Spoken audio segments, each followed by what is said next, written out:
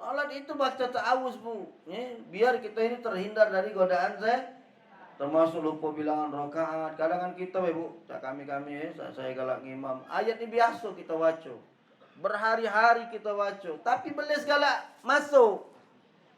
Qul ya ayyuhal kafirun a'budu ma ta'budun wala antum 'abiduna ma a'bud wala ana 'abidu ma abattum wala antum 'abiduna ma a'bud. Dikolakannya oleh Henzib ini.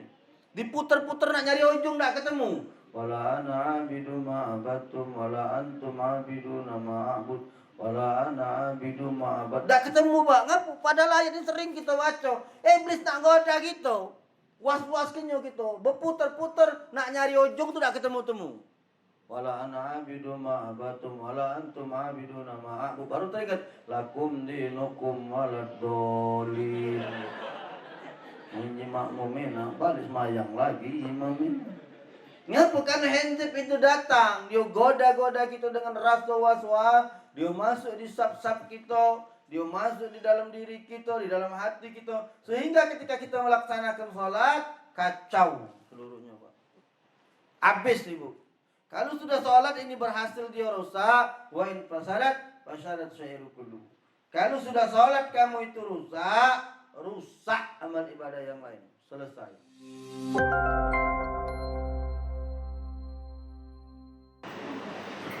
Bismillahirrahmanirrahim. Assalamualaikum warahmatullahi wabarakatuh.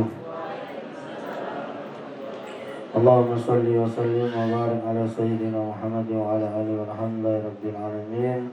Rabbi a'udzu bika min hamazati syayatin wa a'udzu bika rabbi yahdurun wa ba'du. Rabbi israh li sadri wa yassir li amri wa hlul 'uqdatam min lisani yafqahu qawli. Rabbi zidna ilman wa zidna ilman wa zidna ilman. Shadaqallahu alazim. Bapak Ibu ayah bunda para jamaah semua insyaallah dimuliakan oleh Allah. Sesuai dengan janji saya pada malam Jumat kemarin bahwa kita malam hari ini akan membahas tentang 9 anak-anak jin. Kalau sampai bahasan 9 insyaallah diselesaikan. Kalaupun tidak, berapa dapatnya kita akan sambung pada malam Jumat berikutnya. Bapak Ibu yang dimuliakan oleh Allah Subhanahu wa taala, kita akan membaca kitab Marakil Ubudiyah. Marakil Ubudiyah ini adalah sarah kitab Bidayatul Hidayah yang kita baca setiap Kamis malam Jumat karangan Syekh Imam Al-Ghazali. Jadi sarahnya adalah Marakil Ubudiyah yang dikarang oleh Syekh Nawawi Al-Jawi atau Al-Bantani. Insyaallah pada malam hari ini di dalam sarah kitab Bidayatul Hidayah dijelaskan oleh Syekh Nawawi tentang anak-anak daripada iblis. Jadi sesungguhnya iblis ini memiliki 9 anak. Al-iblis imam musyayatin. Iblis ini imamnya setan. Yang dah kata itu hantu. Hantu itu kata setan, iblis itu ada. Kalau hantu itu buatan kita dewek. Apalagi hantu banyu. Pelembangnya ada hantu banyu katanya. Yang ada itu yang benar adalah iblis atau setan. Jadi dalam Al-Quran yang ada itu iblis atau A'udzubillahi minasyaitonir. Jadi apa namanya? Ketika Allah perintahkan kepada para malaikat fasajadu, ini semuanya sujud ila iblis. Jadi yang ada dalam Al-Qur'an itu setan iblis. Kalau hantu wewe sampai sekarang belum bertemu. Hantu wewe, hantu banyu itu belum. Tapi kalau setan dan iblis ada di dalam Al-Qur'an. Wa iblis imamu syayatin. Iblis itu moyangnya setan. Alat pecongnya setan. Beli sini sama cak kita Bapak Ibu, beranak pinak, kawin, sama seperti kita akad nikah juga, cuman sejak Covid ini lah tidak akad nikah ini. Sudah 2 tahun ini beli sini tak ada kawin-kawin macamnya kerasa, jadi berkurang juga anaknya, karena tidak boleh kan Covid, Jadi beli sini sama becak kita beranak pinak, ada kehidupan dan lain sebagainya, Nah, makanya kalau kita buang air besar, buang air kecil tidak cebok, itu sama dengan menghidupkan anak iblis. Nah, berarti ada anak iblis ini kawin, ada lanang, ada betino, ada kehidupan sama seperti kita ini. Iblis-iblis ini sama. Makanya kita yang makan tidak baca bismillah sampai seperti kita ngemuk limpukkan belis. Berarti iblis ini punya kehidupan yang sama, cuman dia beda alam. Nah iblis ini kata Syekh Nawawi Al-Bantani, dia punya 9 anak. Iblis ini memiliki 9 anak dan hebatnya masing-masing mereka mempunyai nama dan tugas masing-masing. Jadi iblis ini pun punya spesialisasi. Jadi bukan kita dokter spesialis kandungan, dokter spesialis mato, dokter spesialis apa lagi? Ortopedi, ya. Nah, ternyata iblis juga punya spesialis. Jadi iblis ini punya 9 anak yang dia punya tugas dan fungsi masing-masing. Yang pertama di dalam kitab Marakil Ubudiyah dijelaskan, anak iblis yang pertama bernama Hinzib atau sering disebut dengan Khanzab, ya. Kenali namanya, kenali tugasnya. Ya, apa gawe si Hinzib ini? Kata Syekh Nawawi, Hinzib ini bertugas menimbulkan rasa was-was di dalam sholat. Jadi kalau Bapak Ibu ketika sholat menemukan rasa was-was, maka berarti Bapak Ibu sudah kemasukan Hinzib atau Khanzab. Makanya kita sebelum sholat itu dianjurkan untuk berta'awud. A'udzubillahi minasyaiton. Atau kita baca qul a'udzu birabbil falaq, qul a'udzu birabbin nas, min syarril waswasil khannas alladzi waswisu fi sudurin nas minal jin. Jin manusia itu ada juga ada. Kalau jin manusia namanya ngejin. Nah, itu manusia, itu jin manusia, ya. Jadi berlindung kepada Allah minal jin nanti warna dari jin-jinnya ini, ya. Bahwa kita berdoa kepada Allah minta. Kenapa? Karena ketika kita nak salat itu, ya, Hinzib ini akan selalu datang, Bu. Makanya ada perintah dari Rasul, "Sawu subufakum fa inna tasbiyatus subuh min tamammis shalah." Lurus dan rapatkan salat, salat kita itu. Ngapa? Karena lurus dan rapat ini adalah kesempurnaan dari ibadah salat kita. Ngapa? Karena saf yang celah, saf yang tidak rapat itu, maka disitulah anak belis bernama Hinzib ini akan masuk. Dulu, sekarang ini tak ada masuk lagi, duduk dia lah renggang ni, sama ini hari. Lah berjarak meter, jarak 1,5 meter. Jadi bukan lagi duduk Hinzib ini, lah nguling-nguling dia. Aman, dia tidak payah lagi. Biasanya selama ini kan dia saruh nak nyari selo-selo saf ini. Kalau semakin saf itu rapat, semakin Hinzib ini tidak bisa masuk di dalam barisan itu. Masya Allah. Jadi ketika kita takbir salat itu sudah masuk Hinzib ini untuk menggoda kita. Atau kita baca doa Bismillahirrahmanirrahim la yadurru ma'asni sayun fil ardi wala fis sama' wa huwas sami'. Kita berlindung kepada Allah dari godaan seluruhnya ini. Bismillahirrahmanirrahim la yadurru ma'asni sayun fil ardi wala fis sama'. Tak kata yang bisa membuat kita binasa dari langit maupun bumi kecuali Allah Subhanahu wa taala. Baca doa itu, ya. A'udzu bikalimatillahi tammati min syarri ma khalaq. Bismillahirrahmanirrahim la yadurru ma'asni shay'un fil ardi wala fis sama' wa huwas sami'ul. Bapak Ibu yang dimuliakan oleh Allah, setelah baca baru kita bertakbir. Allah. Apa buktinya Ustaz? Bahwa Hinzib ini adalah setan yang galak menimbulkan rasa was-was di dalam sholat. Sering tak anak nanya kamu? Jujur sering tak? Barang yang kamu lupa diingatkannya waktu sholat. Sering tak ini? Barang yang kamu lupa diingatkannya waktu sholat. Sering tak? Atau pernah tak? Itulah bukti bahwa Hinzib itu ada. Contoh, ibu di jalan bawa mobil, tiba-tiba HP bunyi, kamu buka HP. Oh, si A SMS misalnya. Tidak. Karena kita nyopir, belum sempat balas, kita taruh dulu HP. Maksud kita kayak nyampe rumah, kita nak balas HP, nak balas WA. Lupa. Begitu sholat, usolli fardhu. Allahu Akbar. Allahu Akbar kabira. Hinzib mulai besok ke di kuping kita. Nang, WA tadi belum dibalas. Uji Hinzib, memang nak kata suaranya. Kalau ada suaranya, nang, WA belum dibalas, melompat kamu kerasa. Tapi hati kita tiba-tiba, pikiran kita langsung teringat, benar tak?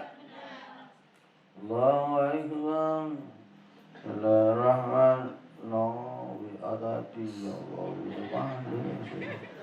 Mengapa Hinzib ini masuk? Karena dia pengen mengacaukan konsentrasi sholat kita. Si Henzib ini pengen kita ini tidak khusyuk di dalam sholat kita. Kenapa? Sholat yang diterima oleh Allah adalah sholatnya orang-orang yang khusyuk. Khusyuk itu apa? Panjang lagi kita jelaskan. Definisi khusyuk ini apa? Khusyuk untuk standar wong awam, dia ingat untuk melaksanakan apa dan dia sedang apa. Itu minimal standar. Dan itu ingin dirusak sama iblis. Anak iblis ini namanya Henzib. Digoda-godanya gitu, rokok ingat WA, sujud ingat WA. Allahu Akbar, bismillahirrahmanirrahim. Ya Allah, WA tadi dulu. Allahu Akbar, nama rara itu.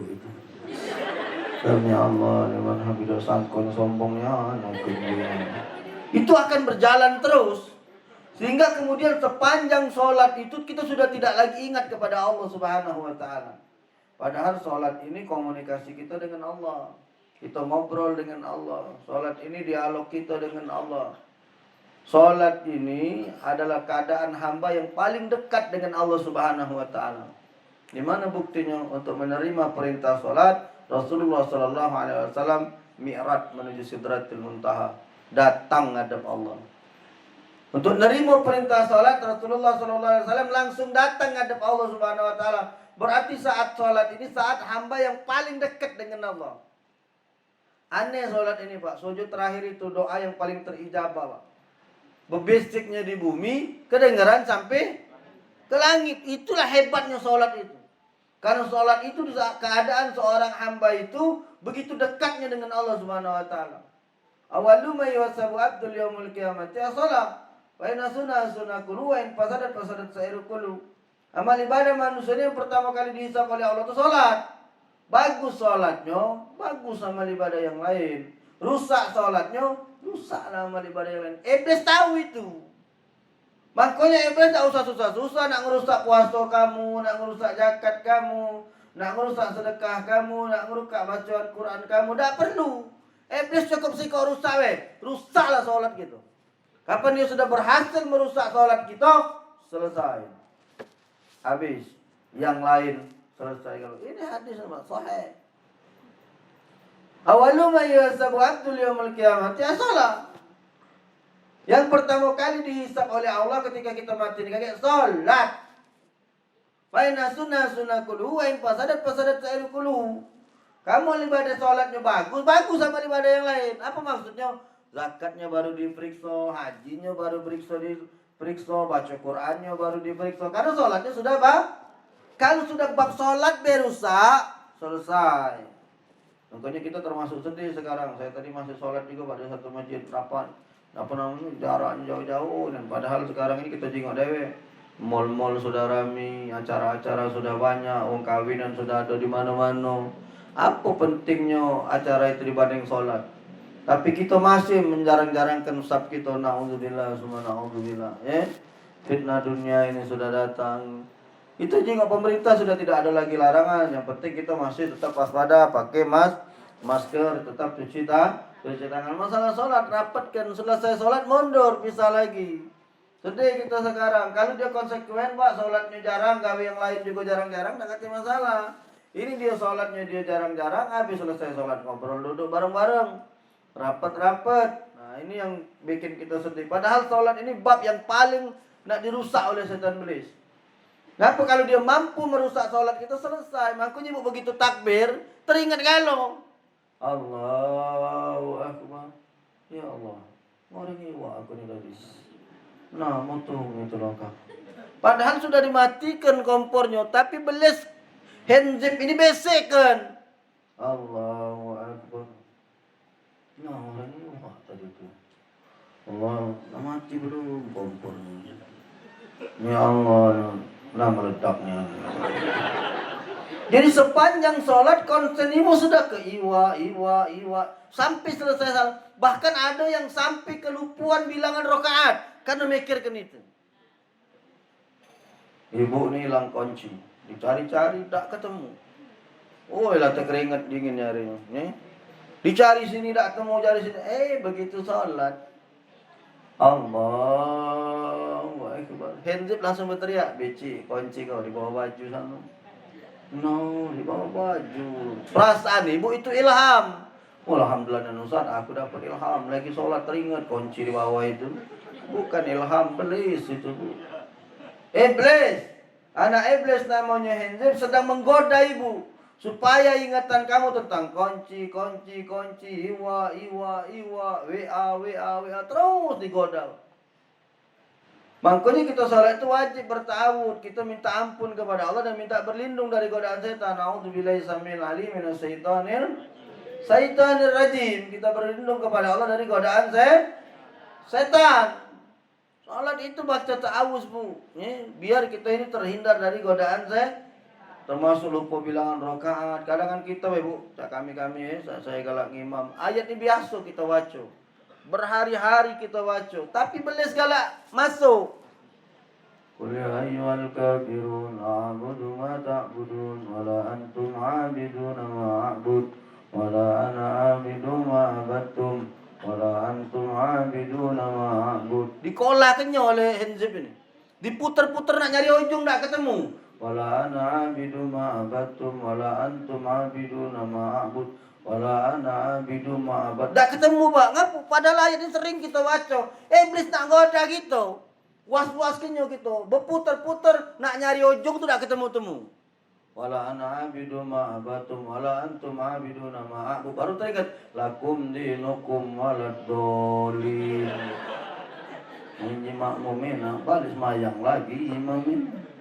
ngapa? Karena Hinzib itu datang. Dia goda-goda kita dengan rasa was-was. Dia masuk di sap-sap kita. Dia masuk di dalam diri kita, di dalam hati kita. Sehingga ketika kita melaksanakan sholat, kacau seluruhnya, Pak. Habis, Ibu. Kalau sudah sholat ini berhasil dia rusak, wa in fasadat syairu kullu. Kalau sudah sholat kamu itu rusak amal ibadah yang lain. Selesai. Maka yang pertama anak setan iblis ini spesialisasi menggoda orang-orang yang sedang sholat, bernama Hinzib atau Khanzab. Maka anak-anak kamu jangan tunjuk nama itu. Siapa nama kamu? Anak kamu Ahmad Hinzib. Pasti dia galak ngacau di masjid. Tukang ngeletoki semayang di masjid. Itu namanya anak iblis.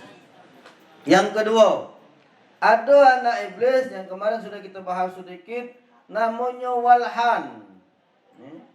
Apa gawenya Walhan ini? Walhan ini adalah anak iblis, anak setan yang bertugas menimbulkan rasa was-was dalam toharo. Ini kalau bapak ibu berwudu, lalu kemudian timbul rasa ragu di dalam hati kamu, kali, 2 kali, 2 atau 3, sudah kumur-kumur, sudah cedong, sudah cuci muka, baru cuci tangan, muka sudah belum, sering tak macam ini? Sering tak macam ini? Berarti kamu sering digoda oleh Walhan. Makanya sebelum menyuci itu bacalah ta'awuz lagi. A'udzubillahi minasyaitonir. Waktu kita nyuci tangan. Apa maksudnya? Supaya anak setan iblis bernama Walhan ini tidak masuk ke dalam wuduk kamu. Karena kita sering dihantu-hantui. Sudah nyuci tangan. Sudah belum ya tangan tadi? Ulang lagi. Nah, makanya kita dalam bab ini tidak boleh kita boros di dalam air ini hanya karena ada rasa was-was. Rasa ke dalam hati kita tak boleh. Berarti kita sedang digoda oleh anak iblis namanya Walhan. Ingat jangan tunjuk nama anak kamu Walhan. Yang ketiga, anak setan iblis yang ketiga bernama Zalambur. Bagus pula nama anak iblis ini. Hinzib, Walhan, Zalambur. Siapa nama anak kau? Zalambur. Berarti bapaknya belis berarti ya. Apa Zalambur ini tugasnya? Di dalam kitab Marakil Ubudiyah dikatakan anak iblis yang ketiga bernama Zalambur. Ia bertugas di pasar untuk menggoda orang-orang yang berjual beli hingga berbicara sia-sia, bersumpah bohong, memuji barang dagangannya, mencurangi takaran dan timbangan. Itulah gawe Zalambur. Hati-hati ibu-ibu, bapak-bapak yang jualan di pasar, ya. Baik pemirsa yang nonton lewat IG, siapa tahu ada tukang-tukang yang galak jualan di pasar 16 ini. Waduh nih, ini Mansur jualan di 16 ini. Ya, Ji, sampai ke Ji dengan kawan-kawan ini saya. Ini pasti ada grup pasar kamu kan juga tahu ini. Orang-orang di pasar galak dimasukkan oleh Zalambur. Apa gawe Zalanbur ini? Pertama, dia akan menggoda orang-orang yang berjual beli dengan berbicara sia-sia. Apa itu contohnya? Apa namanya? Ayo jual apa baju. Ini baju, ini baju luar biasa. Baju ini dari luar negeri diimpor. Awak ngambil Jakarta sini lah. Berbicara yang sia-sia, lalu kemudian dia menggoda kita untuk bersumpah bohong, memuji barangan kita deh. Dipuji-puji, wah ini barang paling bagus, ini. Wah ada kata lagi yang lebih bagus dari ini. Nah, itu ucapan sia-sia, mulut kita sudah dimasuki Zalanbur. Jangan ji. Kalau jualan biasa baik. Ada unik sini kan. Nih, mana batik itu nih bagus apa tidak? Ya menurut setahu aku ini bagus batik ini. Masa ada yang lebih bagus? Banyak. Banyak yang masih lebih bagus, cuman punya aku ini bagus. Si kok yang jualan durian ini. Kadang kita bertanya, "Bak, manis tak durian?" Wah, manis nih, nyecipnya lagi belum. Dari mana kamu tahu itu manis? Mana tahu barang di dalam. Gua di Batang setahu aku manis. Itulah kalau Rasulullah berdagang. Ini dah kapan kita nanya, kita beli duku, ingat tak? Aku itu Budi kemarin. Dian beli ke durian. Yan, beli ke durian dulu. Pakai apa namanya makan durian. Karena dia ini kan terkenal ahli milih durian. So, pokoknya setiap kali dia nih beli durian bagus terus, alhamdulillah. Malam itu 4 ekor aku 4 ekor itu dengan dia beli. Busuk, mentah dalam, tidak bagus galau. Jadi anak kaget ke botol dengan ini. Biasanya dia ini bagus mele. Rupanya hari itu hujan, dia tidak turun, nunjuk baik. Di Budi kenyol yang jualan ini, berdosa dia, tidak berkat. Dia mau dikenana cuma 4 ekor durian, tidak pulak. Dia kaget rugi 400 durian.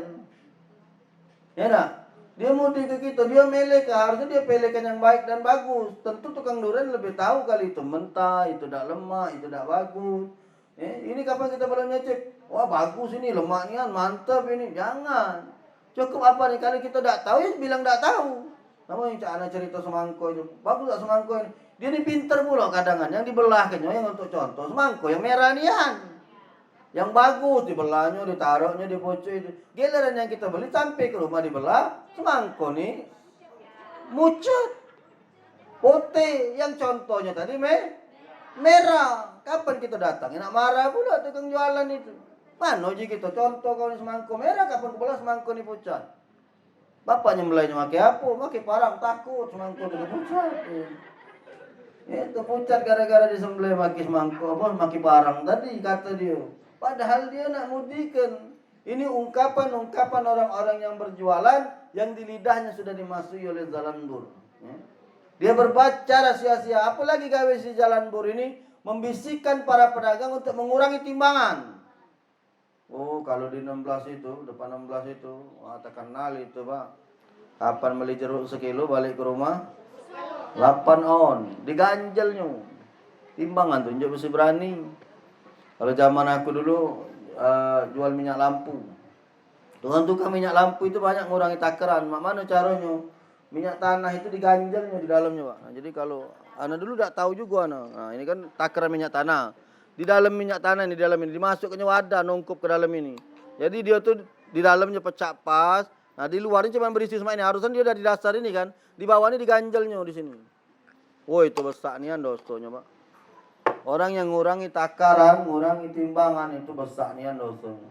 Apalagi orang Pertamina yang jual-jual BBM itu kadang gitu aneh-aneh, Pak. Itu ya tangki mobil ini kadang kan sama kan. Tangki motor tuh sama. Kalau isinya 5 liter kita tahu. Ngisi tempat lain beda-beda. Ngisi sini sekian, ngisi sini sekian, ngisi sini sekian. Ngapa? Kabarnya ada yang main-main ke takaran itu. Hati-hati para pengusaha-pengusaha BBM, pengusaha-pengusaha minyak lampu yang jualan-jualan di pasar ya. Duku, rambutan, hati-hati itu. Timbangan, mengurangi timbangan besar azabnya. Termasuk ibu kalau mengurangi timbangan badan. Ya hati-hati. Berat 55, tanya berapa berat ibu? 50. Nah, lah korupsi 5 itu. Ya mengurangi timbangan juga itu. Tapi timbangan berat, Pak. Tidak merugi ke wong, tapi dia takut kejenguan, kurang seksi. Ya lah. Diet, Bu, diet. Ya. Bapak Ibu yang dimuliakan oleh Allah, Zalanbur ini dia masuk menyiwaswisu, membisikkan rasa was-was di dalam hati kita ini supaya kita berbicara sia-sia, mengurangi timbangan, bersumpah. Ya. Kalau zaman dulu Pak, Bu, ingat ya cerita Habib Mahdi? Ya. Di Kuta dulu ada 2 Habib buka toko sebelahan, sama-sama jual kain. Pagi-pagi di toko A ini sudah masuk Pak, uang belanja, laku. Tahu-tahu yang uang ini keluar, masuklah uang yang kedua untuk belanja di toko yang sama. Apa jawab Habib ini? Kau belanja ke toko sebelah baik. Apa yang nak kau beli, ada di toko ini. Aku sudah panglaris pagi, uang sebelah belum panglaris. Hebat tak cara berdagang ini? Sebelahan, tokonya sama-sama jual sewet. Ya. Datang pembeli kedua, nak beli sewet, kata dia apa? Beli di sebelah. Sewet yang nak kau beli ni ada juga di toko sebelah. Dia belum panglaris, aku sudah berlakuan pagi ni. Kalau kita ini wong berjalan ke toko wong, kita panggil teperinya. Sini baik, sini. Sini baik, beli sini baik. Oh nak beli apa kain? Aku salah busuk kain situ di sini. Ini lah gilo kita ini, Pak. Beda kita dengan para hawai, para kiai kita, para penjual-penjual. Makanya penjualan dulu, wong yang nyari duit lewat jualan dulu berkah. Dia dapat untung, tidak nyakiti wong, tidak nyahatkan wong. Makanya punya anak 9 jadi kalau punya anak 10 jadi wong galau. Beda dengan kita. Kita anak siko, anak 2 berdagang tapi anak rusak galau. Ngapu kan udah berkah. Dapat untung, dapat hasil dari mudikan. Berapa? Uning baju ini 85 75 be ni? 75 modalnya lagi tak dapat. Awak modalnya 55. Haram itu nih hukumnya. Hati-hati, sederhana itu. Kalau tak dapat katakan baik, minta maaf, belum pacar. Jangan pakai sumpah. Woi, modalnya be lagi tak dapat 75. Awak modalnya 55.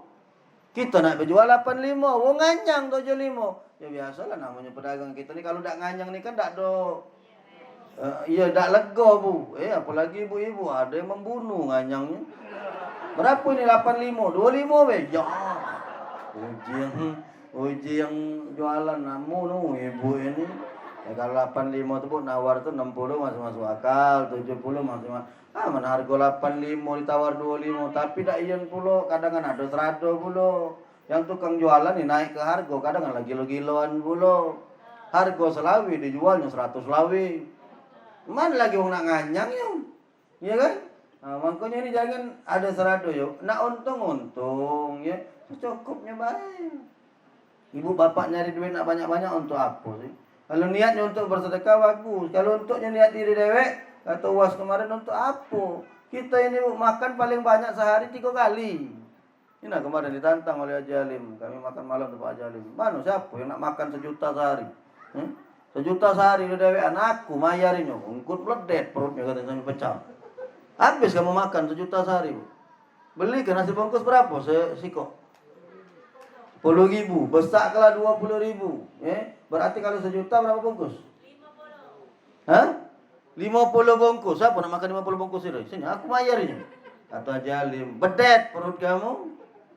Tak kebakalan mampu. Jadi kalau kita nak mencari duit banyak, nak nyari rezeki banyak, niatnya untuk diri salah gitu. Punya mobil Ciko, punya mobil 2, dan terpakai masa Ciko tu lah. Dah pacak bapak ibu sekali 2 ngawak mobil. Pacak dinaik kalau. Punya motor naik kalau 2-2 pacak. Dah pacak. Untuk apa gitu? Maka kalau kita nak menghalalkan segala cara demi mencapai demi mendapatkan duit yang tidak halal, kata guna bapak ibu. Kenapa? Karena hidup kita ini tidak lama. Hidup tidak lama. Jangan kena hidup kita, hidup mik beda lama lah mati.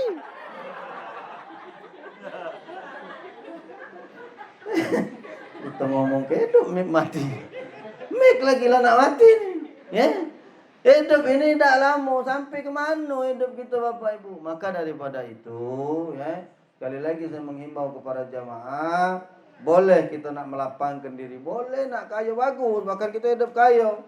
Dalam fakru ayakuna kufra, kepakiran itu menyebabkan kita pada kekufuran. Kaya tak apa-apa, tapi niatnya untuk ibadah, niatnya untuk sedekah. Allah mudah-mudahan manfaat. Baru 3 anak setan iblis ingatkan saya, masih berhutang 6 ekor lagi. Siapa-siapa nama anak setan iblis yang ke-6 ini, silahkan nantikan pada episode berikutnya.